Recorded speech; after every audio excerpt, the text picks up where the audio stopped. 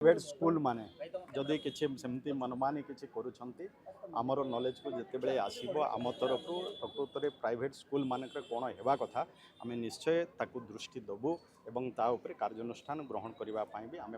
पदक्षेप देखो तो निश्चय जो मैंने घरे स्कूल गुड़ाक अच्छी से मनमानी करने कथा नुह गोटे सरकार नियम दायरा भितर रहीकि से स्कूल को परिचालना करवा आवश्यकता अच्छी जदि कौन घरे स्कूल जदि एभली किसी करुच्ची मनमानी करुच्ची मनमानी जदि फीज न होची निश्चय आपण माने आमर